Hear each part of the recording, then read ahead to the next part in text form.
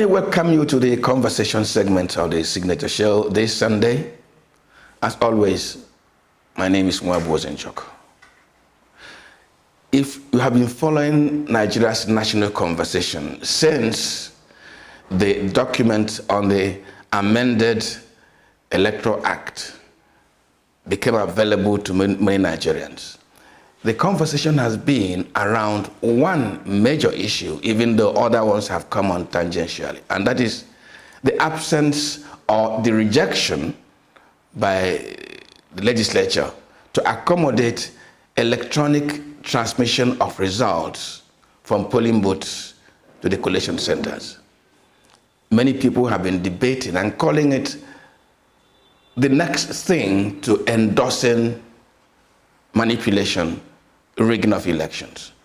We'll touch on that issue this afternoon.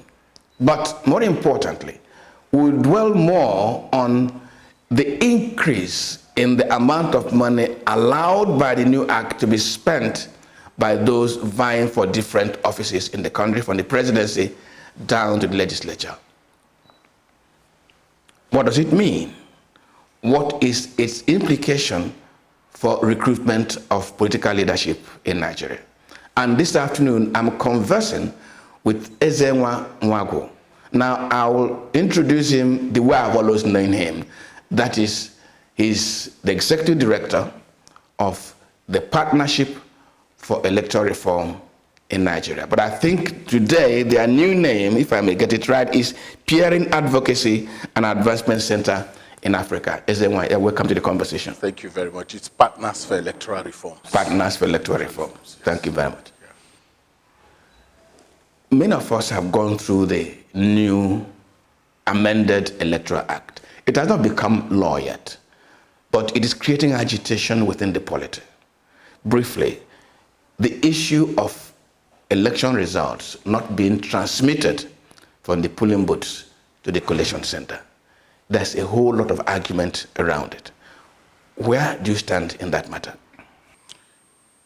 Well, it's to appreciate your coming today, and then to lay a landscape, because you have to put a landscape to this conversation. The landscape will be to say that we are suffering the challenge of public trust. For instance, there shouldn't be this furor over a law that has not, a bill that is still in the legislative works. There shouldn't be that kind of. It's just that where even that level of distress is getting to a point of paranoia, and you can't even blame the people. Over a period of time, we have seen those who have responsibility to obey laws, make laws for the good governance of the people, be the same people who subvert those laws. So that landscape is pervading the environment, and so we must situate that very clearly. So the first thing is that the Committee on Electoral Matters is running through the whole issues around electoral reform as we speak. And then suddenly there is this rumor that, oh, they've smuggled in something, and what the people, the memos, everything people wanted have been jettisoned. And the first question is, where is that coming from?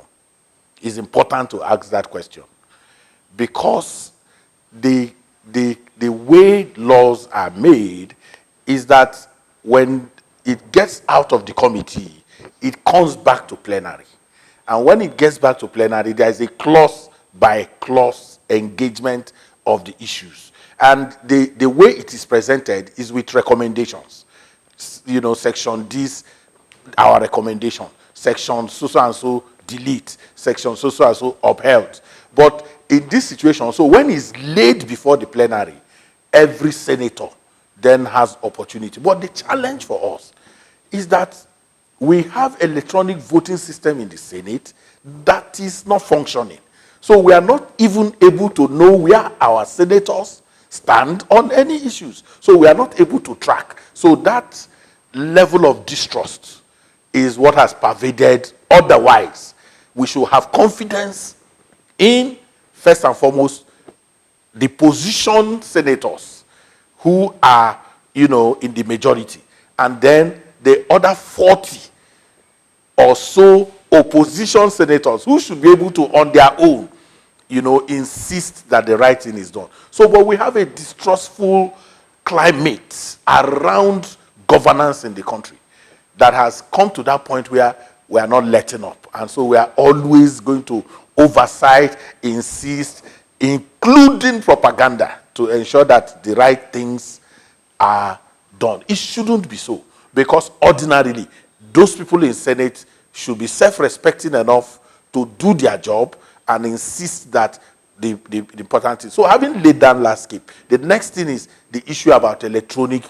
Ezenwa, can you interrogate that landscape if led a little further before you go into the electronic voting? Yes. Manipulation of elections is real in Nigeria. It's a complaint about which the people have insisted should be corrected. Ballot box snatching, swapping of votes, doctoring of votes, and some of those in this National Assembly are people who benefited from that shortcoming. Is it easy for the ordinary Nigerian to begin to have so much confidence in a man who profited from that process? I have laid the landscape to say that the reason why you have the level of distrust. So I've situated that first and foremost is that you have a background that makes it difficult for the Nigerian to trust Thank you. Politicians. Okay? But it shouldn't be so. When you are in the Senate or when you are in the House of Representatives, you are in the legislature, you have sworn to uphold the Constitution. Because you take an oath. You don't just walk in there. The oath is that you are going to lift your personal, the national interest above your personal interest. So we are holding them on that. But that distrust is real. But let me also say clearly that we have had incremental progress in our electoral, environment. Undeniable so. Why do I say that? There's a determined effort by INEC to technologize elections. We saw that in Edo, where this electronic transmission of results was tested. Okay? We have seen a situation in which you no longer can win elections in INEC, meaning that going to corrupt INEC officials, there's a gap. As we speak now, there are INEC officials who are in prison.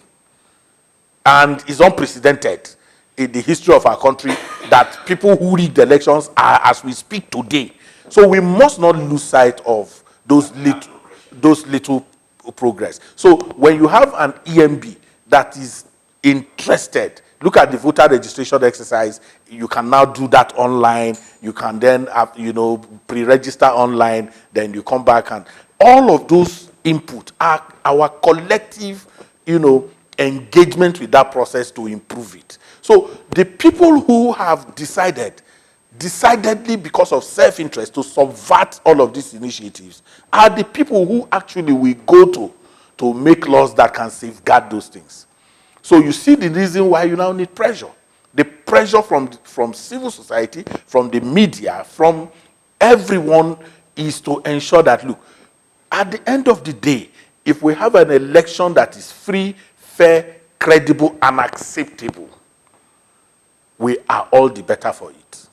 So electronic transmission of results, where it is possible, because there is an underlying condition, because we must not lose sight of that. We are not our telecommunication facilities is still, there are still a lot of blind spots.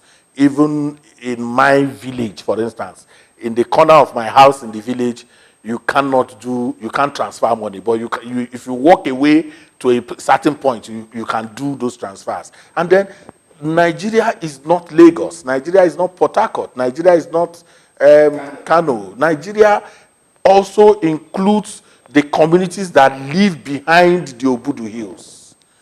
Those communities are our citizens. And so when we are making laws, we cannot make laws that also at the end of the day. So what happens is there has to be some hybrid.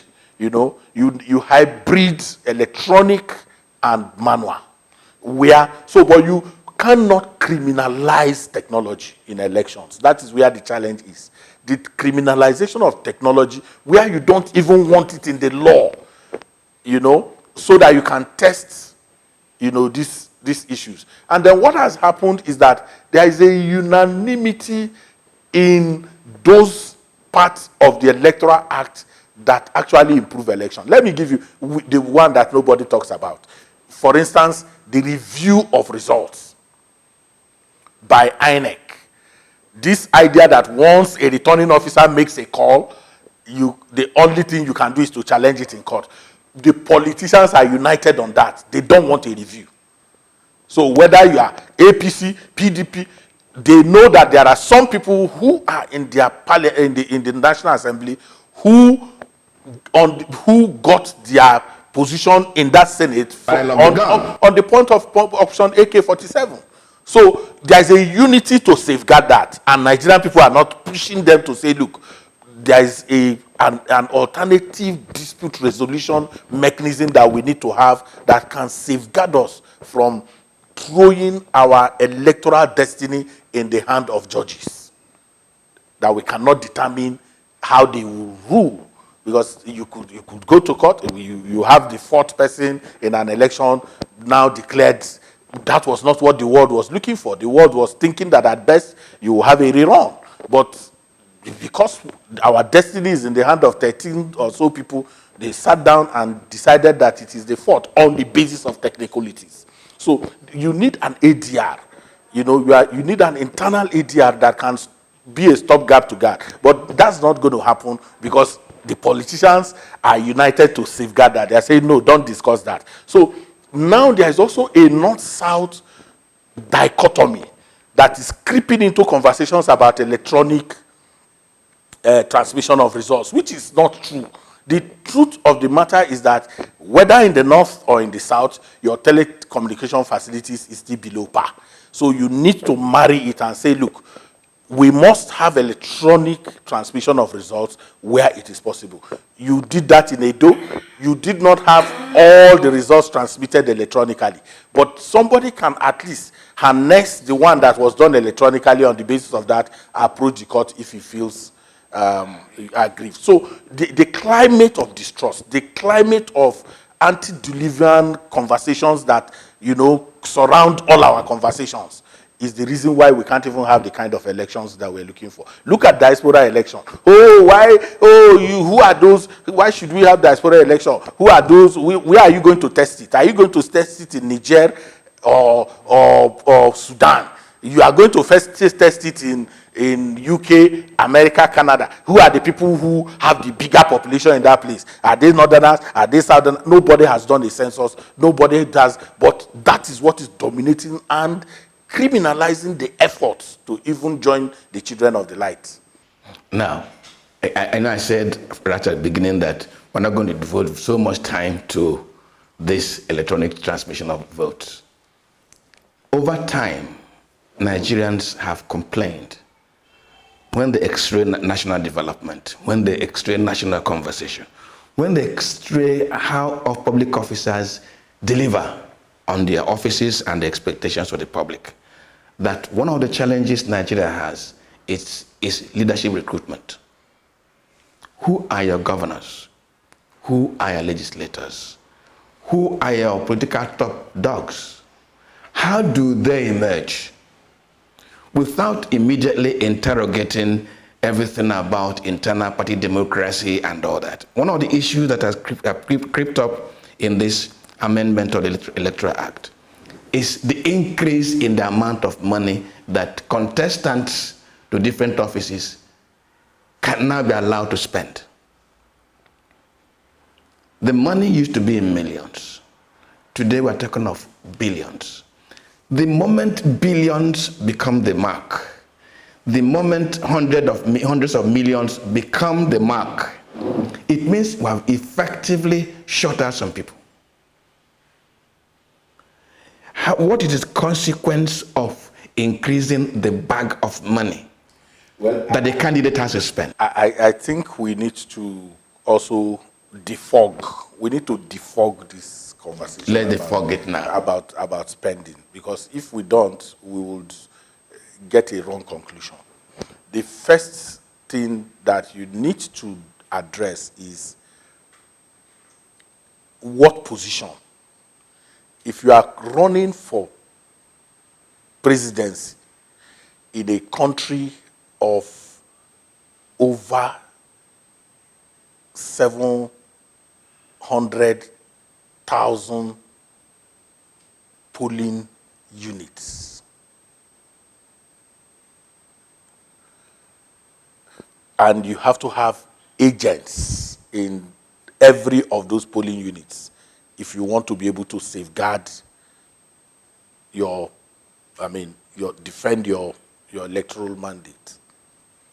And if you realize, and you wanted to cut us from talking about the parties, that there are no party members, there are no real party members, that people you deploy as party agents in reality your workers are actually workers, not who party, earn money from you, not party agents. You would pay them. If you realize that you will do adverts on television, on radio, you will print posters, you will have coordinators. But if you don't want to have a law that is in breach, open the space a little more. You have to open the space a little more. That's one important, and that is not the big challenge. The big challenge is that this is a choice. This one, you have a choice to do it or not to do it. The big challenge is where the political parties decide that for you to run on their platform, that for you to even express interest, that you have to cough out 40 million, 45 million, 50 million to be president. That is the one that is compulsory. I don't, you get what I'm saying? So that is the recent Anambra, you had the guy who said he paid 26 million, and the primaries were fraught with that. He wanted his money back and all of those things. So the challenge is that when the political parties, including the new ones, make the opportunity for self-respecting people to even run on their platforms difficult. That is the big challenge. So you may not do these adverts. You may decide not to have agents, because that's a choice. Okay? It is not compulsory. If you build a network, the money can be reduced. But I think what is happening is that you put a threshold, resource threshold, that does not, at the end of the day, be a pretense. Oh, we have put this amount of money, but in reality, you know that you cannot run if you do not have the kind of resources that is required to run election in a big country. So what happens in multi-ethnic, big, heterogeneous countries like ours? What has happened is that the people themselves are not involved in the electoral process and candidacy. If they are going to come for your rally, you have to send money for the buses that will convey them to the venue. You will bring money for feeding.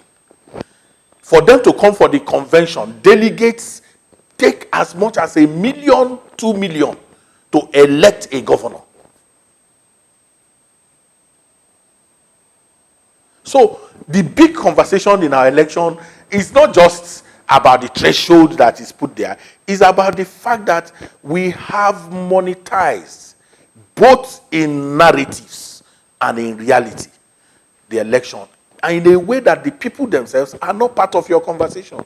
They are not part of it. So as far as they are concerned, when election comes, they are expecting T-shirts, they're expecting face caps, they're expecting money, they're expecting accommodation. They don't own the party. They have no stakeholder mentality in the political process. So you, the candidate, you that said you want to run, you bear the burden. You go and bear the burden. The party is fleecing you. The people themselves are waiting for you. So it's easy. That's why I said we have to divulge. It's always easy to just stay in the national. Oh, the laws. If you make a law that is in breach, ab initio, you have just so raise it a bit so that it can accommodate those expenditure. But those are choice expenditure. So you put a ceiling and say you can't go beyond this. Who tracks? Who monitors? Where do we? So if you count the number of billboards that you are going to do throughout the country, you will find out that some of those monies are not the challenge. In this circumstance, really, do we have political parties organized that have memberships committed and contributing to winning an election as a political party? Or do we have gangs of men who have money, men and women who have money, who cling to the party, own the party, fund the process, help in winning the election, and to whom virtually the victor is accountable? So with the benefit of insight and history, you would appreciate, sir, that we were not always in the place where we are now. We saw the likes of Chief Adisaki Ndoye as the chairman of MPN, and we saw Alhaji Shehu Shagari as the president, not in a party function, not sit at the top table. The president was sitting as a party member, and the likes of Chief Adisaki Ndoye were the ones directing affairs. When we came to the Obasanjo era, one of the most inglorious contributions of Obasanjo to our political development is the ambush of the party and the party administration. By the time that inglorious infusion of the leader of the party, when chief executives started appropriating to themselves the leader of the party, and then using government resources to fund those political parties, and determines who does what. Not even money bags, because the money bags were supporting the chief executives as a business interest, not necessarily to control the platform. It was for business. So, but that dangerous thing came down to even the local government, where the local government chairman started assuming the leader of the party in the local government, and his wife will now become the leader of the women. So we saw a situation in which governors bought all the forms in a political party and decided on who to give. So we started hearing we gave him the platform. We gave him a ticket. We gave him the ticket. Not that he contested and for won. the ticket. No, we took away contest and then we supplanted it with give. And from the time that give found its entry into our political party and process, then it became very dangerous. So situating all of this is critical to understanding how we got. So sometimes we just give, and then in doing that, because the businesses themselves were benefiting from their support to these chief executives, the businesses they own, whether media or, began to change the narrative for us. So Chief Nwabeze wants to run election. He's a very honest man. He's a veteran of the media. His commitment is not in doubt, but he doesn't have money. Who puts out that narrative? The media. They say, oh, he's not a deep pocket. The only challenge his candidacy has is that he does not have money. And so you centralize money in one breath and condemn those who play that role in another breath. So the confusion that we have is first and foremost to see how our political parties can be owned by by the people. The people should own the political parties. The new political parties who were registered in 2019, the founders of the political parties became the presidential candidates. They elbowed everybody out of a platform that is a public institution. Political party, you may register it, but it's a public institution. And there are references. Isiaka Pigzeli was the founder of the African National Congress in 1912. It was 13 years later that he was able to be president of the ANC. He was first, during the foundation, a treasurer. Today, people found political parties and then they own it. Look at the new political parties. Why do you have crisis in the new political parties? The obvious equations, the Showerez and the rest of them, their party is in smithereens. Why? Because the people don't own them. Even what they criticize in the bigger parties manifests. They get in their own parties. Now, Ezenwa, let me my final word on this matter this afternoon. I asked you the consequence of this kind of situation for recruitment of political leadership. But I want to add to that. Yes. Is there a way out? The way out is to continue to, first and foremost, create a situation in which the electoral process itself, the process, not the outcome. If the process is credible, if the process is transparent, it then means that at the end of the day, it will not be about giving. It will be about contest. Once our election continues to be a competitive enterprise, over a period of time, you will eliminate some of these challenges. But the over-respect, which is my always challenge, is that we oversight INEC in a suffocating manner. But the bigger challenge for our election is the political parties and the politicians and their candidates and their collaboration with security. And those two areas, there is no framing around it. Every conversation that you see about electoral reform stops at the EMB, the Electoral Management Body. We discuss the EMB, we discuss the laws. Laws by themselves, we make a fetish of laws as if once you have a good law. If you have a good law and there are people who have sworn to subvert those good laws, and the outcome will still be.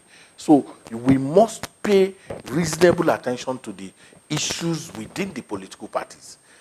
If we are able to get them to align with the dream of free, fair, credible election, the challenge that you are posing will ultimately disappear. Well, if we're able to align, that is the big challenge. And Ezenwa says it's a process.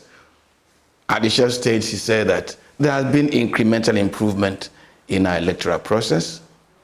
Let us keep knocking at the door. Maybe one of these days, this door will open. Ezenwa, thank you very much for coming to the conversation. Thank you so very much, sir. I appreciate you. Well, the conversation never ends, of course, you know that. Let's meet same time next week. My name remains Mwabo Zenjoko. Good afternoon.